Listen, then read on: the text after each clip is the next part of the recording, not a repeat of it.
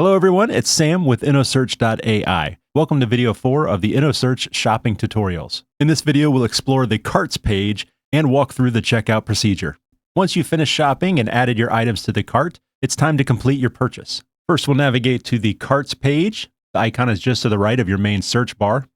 It's also the fifth item in your navigation bar. On this page, you'll see a summary of all the items you've added into your cart. This includes the product names, quantity of each item, as well as the price per item and total cost. The adjustments you can make on this page would be changing the quantities of the products and deleting products if you no longer need them. When you're ready to pay, simply navigate to the right and click the red Secure Checkout button. This will take you to our Stripe-powered checkout page. Stripe is a trusted third-party payment platform that processes over $1 trillion annually. We use Stripe because it uses the latest encryption technologies to protect your sensitive payment information. It's important to note that Innosearch does not store any personal payment information details. Everything is securely processed through Stripe, so your information is protected from malware.